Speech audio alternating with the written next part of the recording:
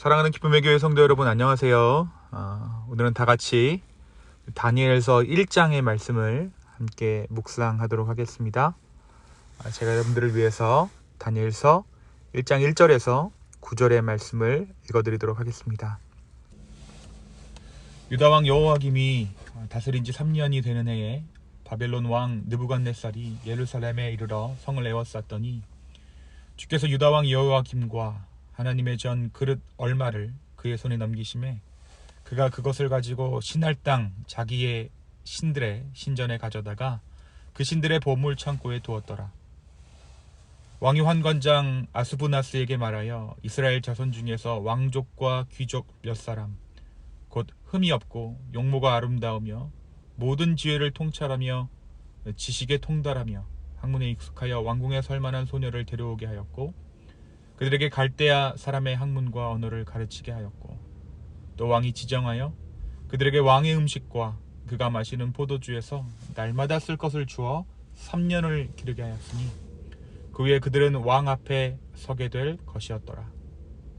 그들 가운데는 유다 자손 곧 다니엘과 하나냐와 미사엘과 아사랴가 있었더니 환관장이 그들의 이름을 고쳐 다니엘은 벨드사살이라 하고 하나냐는 사드락이라 하고 미사엘은 메삭이라 하고 아사랴는 아벳느고라 하였더라. 다니엘은 뜻을 정하여 왕의 음식과 그가 마시는 포도주로 자기를 더럽히지 아니하리라 하고 자기를 더럽히지 아니하도록 환관장에게 구하니 하나님이 다니엘로 하여금 환관장에게 은혜와 긍휼을 얻게 하신지라. 아멘. 우리가 지난주 고난주간을 끝으로 사순절 말씀 묵상을 마쳤습니다. 오늘부터 아침 묵상 시간에 또 새벽 예배 시간에 우리는 다니엘서 말씀을 함께 묵상하도록 하겠습니다. 우리가 마가복음을 묵상하기 전에 우리가 함께 묵상했던 말씀의 본문이 에스더서였는데요. 다니엘서는 에스더와 시대적 배경을 같이 하고 있습니다. 오늘부터 묵상하게 되는 이 다니엘서를 통해 하나님의 백성으로 이 땅을 살아가는 삶의 자세에 대해서 다시 한번 생각해 볼 수 있는 기회가 있게 되기를 소망합니다. 그리고 그 생각 가운데 우리가 주의 자녀로 살겠노라고 뜻을 정할 때 주님께서 우리에게 하나님의 은혜를 허락해 주실 줄로 믿습니다. 다니엘서는 유다 민족이 지나온 가장 암울한 시대를 배경으로 하고 있습니다. 유다의 멸망과 성전의 파괴, 그리고 결국 포로로 끌려온 그들의 삶은 이미 이방 민족과 별다를 바 없는 삶을 살아가고 있었습니다. 그러나 우리가 한 가지 명심해야 하는 것은 이러한 이스라엘의 위기가 단순히 당시 고대 근동의 강력한 나라에 의해서 약소국이었던 이스라엘이 그 가운데 순환을 당했다라고 생각해서는 안 된다라는 것이죠. 다윗 때에 고대 근동의 국가들 가운데 용성함을 자랑했던 이스라엘은 그들의 타락과 함께 빠르게 쇠락합니다. 여기서 말하는 타락이란 그들이 이방 민족들과 별 다를 바 없이 다른 신들을 섬기고 하나님의 명령을, 하나님의 말씀을 경홀히 여겼음을 의미합니다. 단순히 국력이 약해진 문제가 아니라 그들이 하나님의 부름받은 백성으로 살아가지 않았기 때문에 하나님의 주권으로 그들은 시련을 겪게 된 것입니다. 분명 하나님께서 이스라엘을 택하여 부르셨는데 이제 그들에게 남은 것은 아무것도 없어 보입니다. 나라도 잃어버렸고 이방 민족과 섞여 민족이라는 개념도 희미해졌습니다.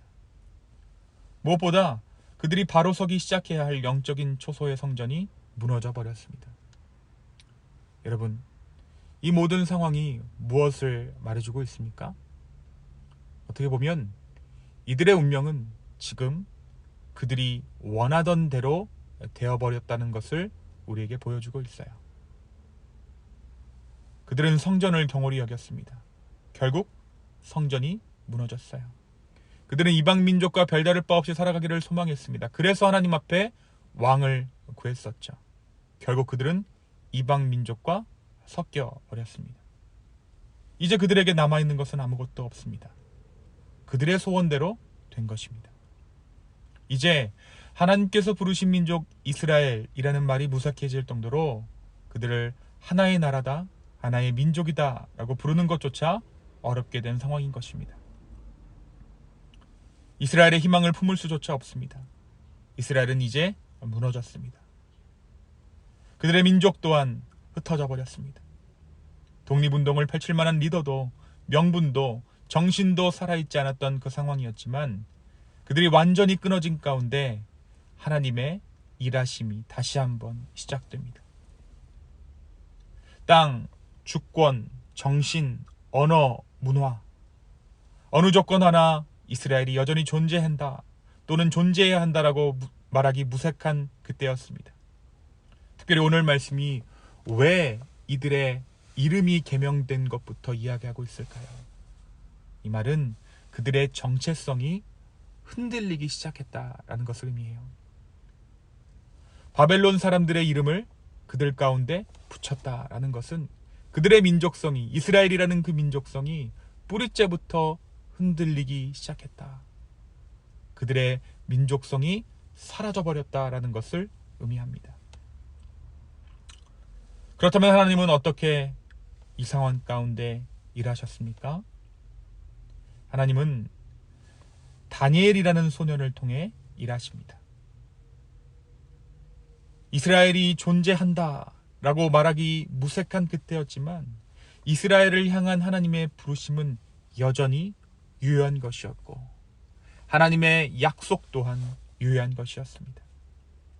그때 하나님은 다니엘이라는 소년을 통해 일하십니다. 포로로 끌려간 미성숙한 소년 하나, 그것이 하나님의 계획이었습니다.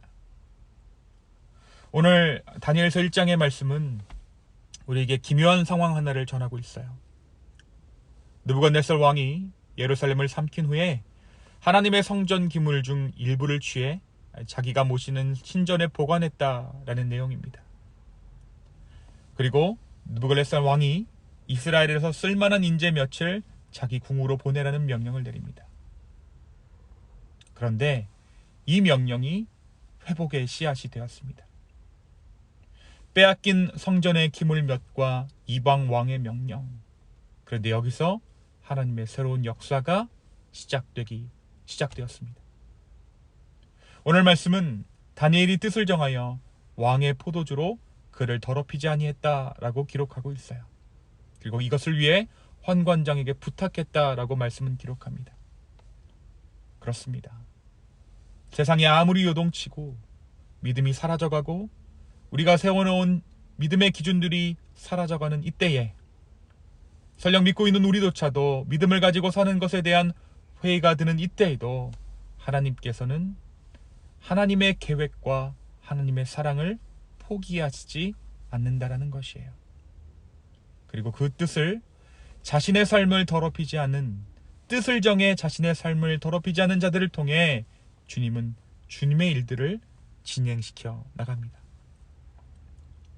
사랑하는 기쁨의 교회 성도 여러분, 오늘 이 다니엘의 삶이, 그의 뜻을 정함이 우리에게 도전되기를 소망합니다.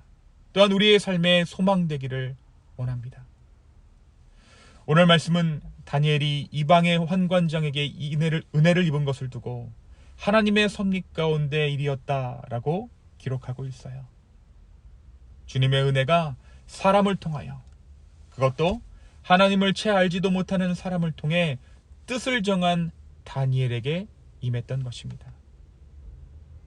뜻을 정하여 나를 즐겁게 하고 나를 만족해 할 만한 세상의 것들을 거부하고 살아계신 하나님을 인정하는 삶, 그것이 바로 주님의 통로가 되는 삶인 줄로 믿습니다.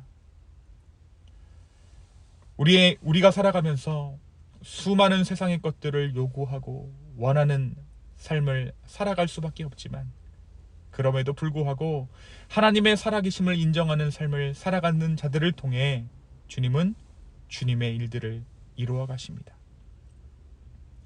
그리고 그 뜻을 정했을 때 하나님은 세상을 통해 우리로 하여금 은혜 입게 하십니다. 사랑하는 기쁨의 성도 여러분, 오늘 이 주님을 기대하는 오늘 하루 되기를 소망합니다. 그럼에도 불구하고 일하시는 주님, 이 주님을 기대하며 인정하는 저와 여러분의 오늘 하루 되기를 예수 그리스도의 이름으로 축원합니다. 이 시간 함께 기도하겠습니다.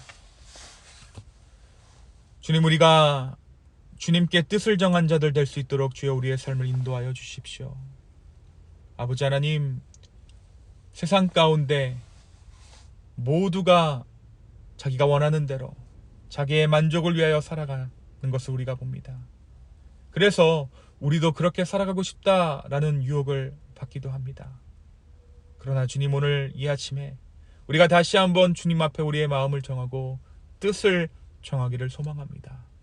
주여 우리의 삶을 인도하여 주시고 뜻을 정한 우리에게 하나님의 은혜가 깃들 수 있도록 주여 우리의 삶을 긍휼히 여겨 주시옵소서. 감사합니다. 이 모든 말씀 살아서 역사하시는 예수님의 이름으로 기도하였습니다. 아멘.